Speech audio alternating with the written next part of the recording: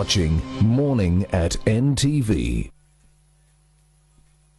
It's December, and in these great times, in different time, families would be welcoming their loved ones who live abroad. Unfortunately, in the middle of the pandemic, only those who can dare will make the trip back home. But what are Ugandans out there doing in the middle of this entire pandemic? Now, to talk to us with this and more, we have Henrietta Wamala, the president, the new president of the Uganda North American Association. Good to have you, Wamala. Should I call you Henrietta or Wamala? Henrietta is good. Henrietta, good to have you. Well, it's very exciting. How does it feel to be president of UNAA? And how are you holding up? It's an honor. It's a privilege. But it has also not been easy, given that I've been presiding over an association during the pandemic. Oh, yes. So a lot has happened when it comes to keeping the association's affairs in order. Oh, yes. But we have made strides. You've made strides. We have made strides, and I think we are doing okay compared to how the association used to be. Sounds good at the association. Believe you me, I'm one of those Ugandans who distanced myself whenever I can from UNAA because it was too politicized. And first of all, let me ask you about, because I don't want to claim to be in your shoes, but how does it feel like to be evacuated from wherever you are as a Ugandan to come back to the country, and how does it feel to be back at home? Actually, I made a stop in Uganda on my way from South Africa. I had some business I was doing in South Africa. So I made a stop, and even to make that stop, it wasn't easy because every plane you're trying to jump on, you have to have a PCR test done.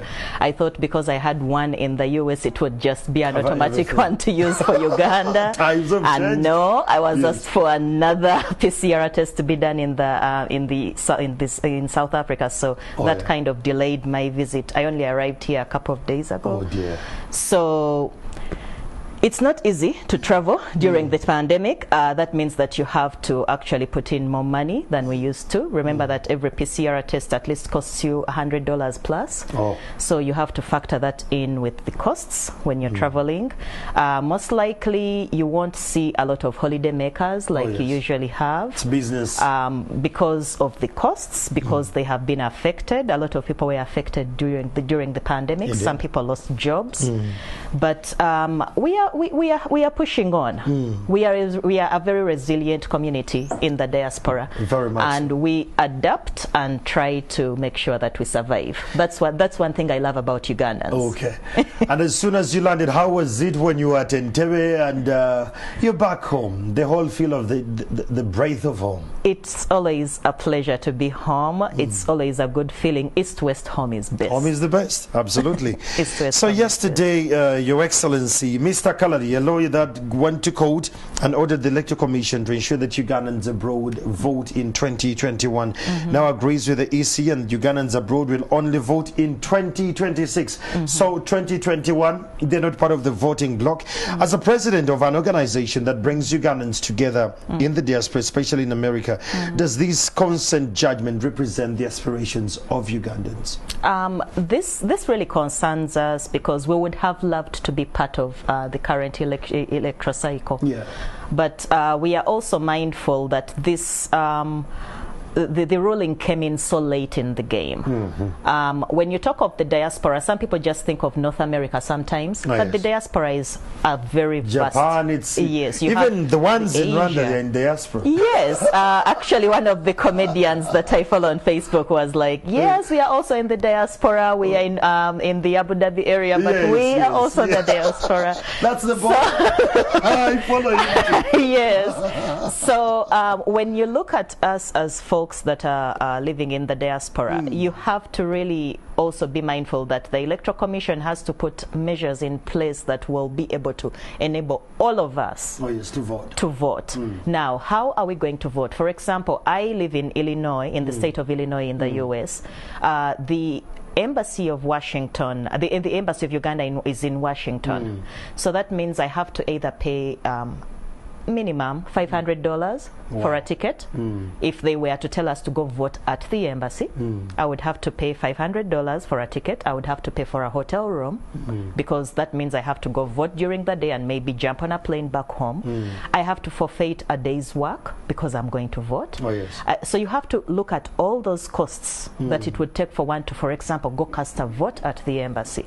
Now, the Electoral Commission either has to work on measures to see that everyone can vote in the comfort of the states where they are.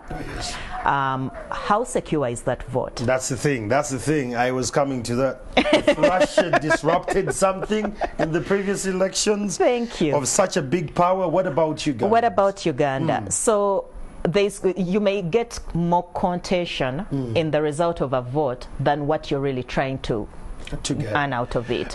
Has your administration, as a UNAA President, have you found modalities or technologies that can be shared with the government that they can, you know, check it with their security agencies, because there is security is very key for the government, and you share that kind of information? Yeah.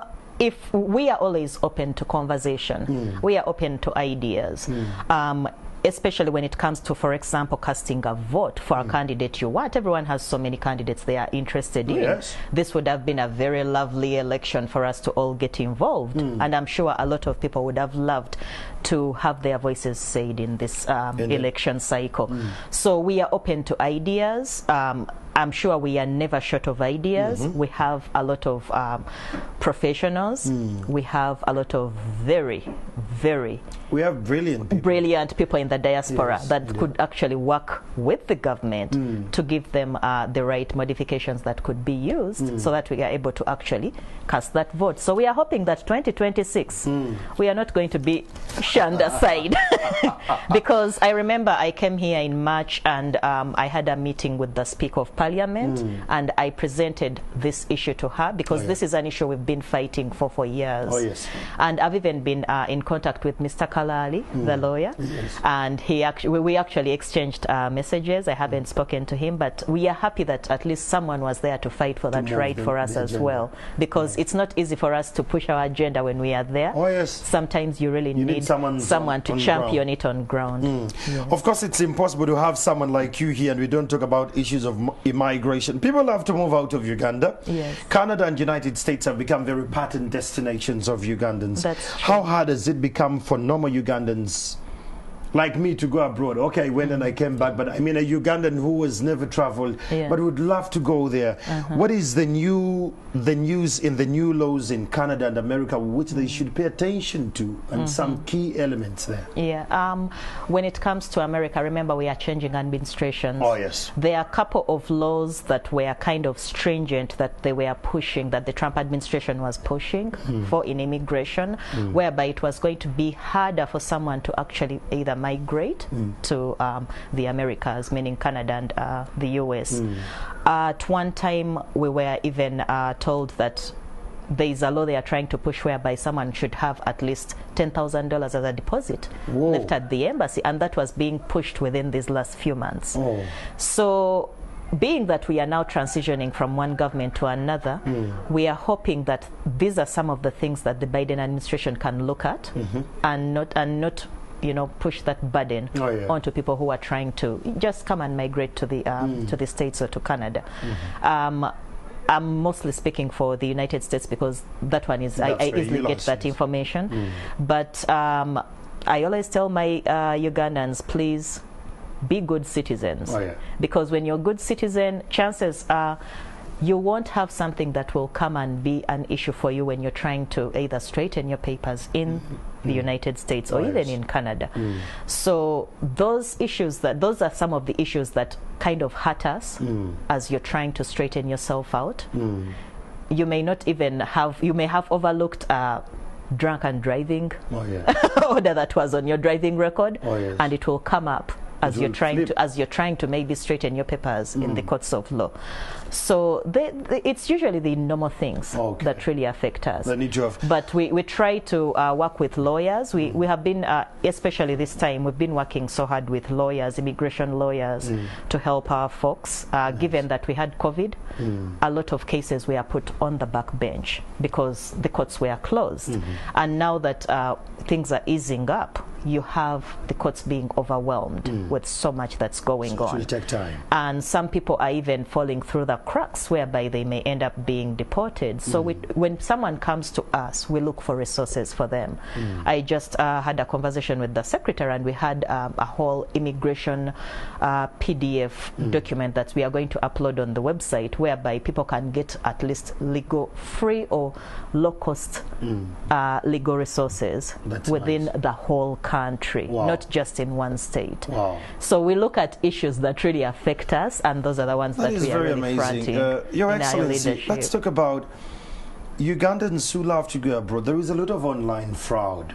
Many succumb to this. There is get a green passport, travel, apply to Canada. There is a lot of Canada. Then there is a green passport wave, and it comes between the month of Feb and June. It's very, like every website you open, many people have fallen gullible to these kind of conversations. How best can you safeguard them as UNAA?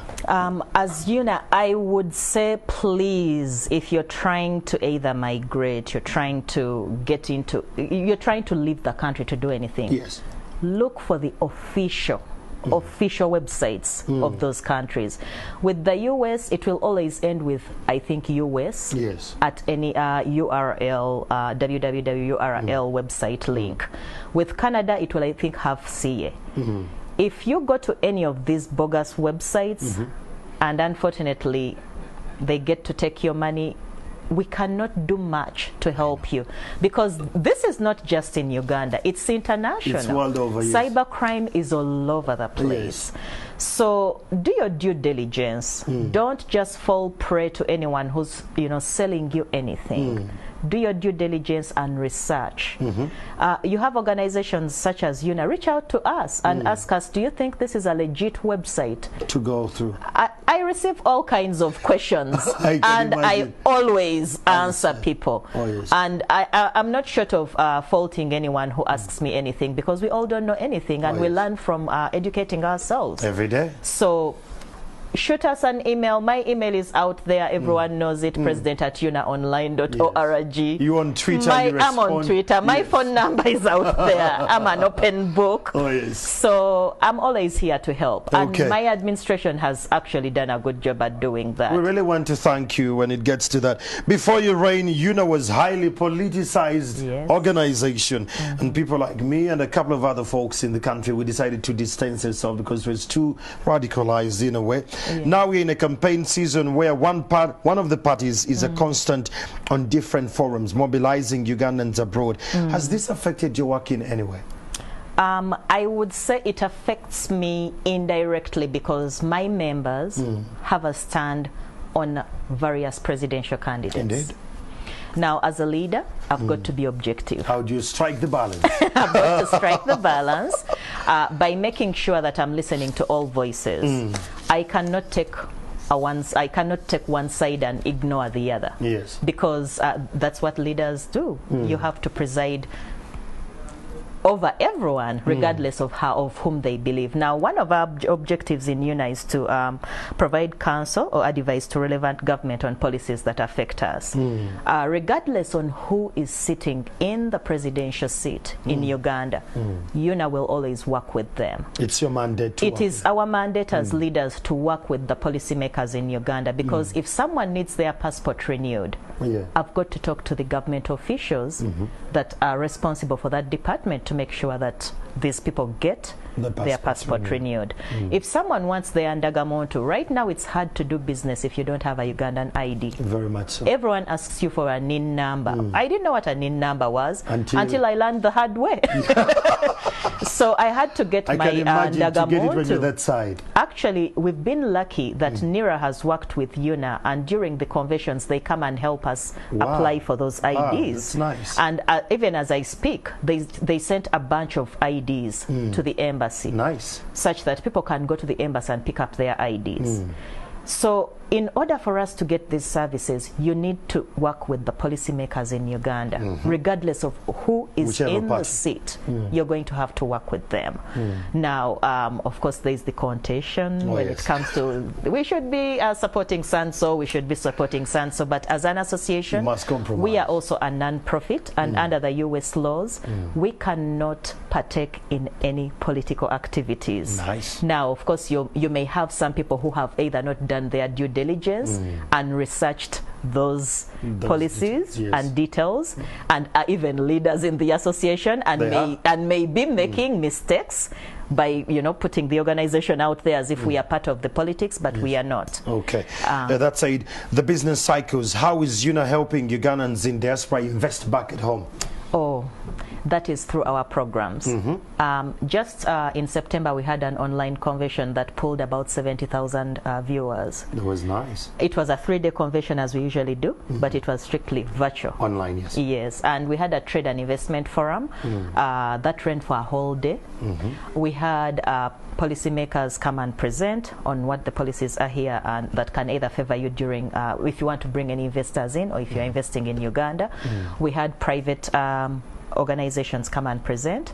So we really promote trade and investment between both North America and Canada back to Uganda. So that is something that we do as one of our programs in UNAA. Nice. Yes. What could be your last statement to Ugandans here and those in the diaspora, because I'm sure they're watching you online? Yeah. The first thing that I would like to actually tell our people back home is please stay safe in the US. COVID is on the rise again. But people here have kind of ignored and think that You've COVID seen is them? not. Yes. They don't wear masks. They don't wear masks. By the way, we have our masks here. We are social distancing. Do you know how crazy it is in the market? It is so crazy. But I know about 8 people who have succumbed to COVID in just a few weeks that I traveled from the US. I've been getting messages. Yes. And unfortunately, some of them are even family members. And I've told family members, you know what? Make sure that you either practice social distancing or don't go, because we don't know who has it in the house. That's the thing. I've tried to stay away from them. Please do. My own family members. Please do. So please, COVID is real. Right now you are in a political process. You have rallies going on. And processions. This is an appeal to all presidential candidates. Please educate your supporters and let them have masks on. That's the best. It's not going to be a good thing to preside over a nation that has lost so many people to COVID. It's very disturbing. At the end of the political cycle. Very disturbing. People need to know that this is real. And I think you're going to see the after effects with what is going on in the US. After Thanksgiving weekend, a few weeks ago, we now have a spike in the numbers of COVID. Oh yes, we are. After this political season, it's going to be worse. You'll be talking about COVID because a lot of people are going to be sick. Indeed. So we really pray and ask that you all keep safe. Oh, there you have it. And just a short one, Mr. Chamagero, I have 3 UNAA leaders in Uganda right now. Okay. And they are trying to give back. We have Solomon Namvule, who runs Pitimov. We have Alex Frey Lubega, who runs, I think, Project One. And we have our envoy, Mr. Isaac Sekabije, who runs a shelter for those that are abused. Okay. But they're trying to give back to the community during the festive season. So nice. we will be reaching out to the whole audience in Uganda, the whole audience in the US. The Pitimov and Project One are giving a basket of essentials and groceries to 200 families. Wow, that's amazing. And we hope that we can touch some people back there. So those are my UNAA leaders that are trying to work hard to see that we give back. And I told them I'll be your voice in these few days that are here and help you whatever way I can. Thank you so much. That is the UNAA President, Henriette Wamala. She's still in Uganda for a few days. Follow her on Twitter, on Facebook. If you want to go to the US, many people want to go to the US and Canada. Follow her on Instagram, on Twitter, on Facebook, and you get to know more details. And those that are going to give back during this festive season, and we can't thank you enough. That story and when it will be happening, NTV will be on the ground to bring you this conversation. We'll take a break and we'll be back shortly. Thank you so much.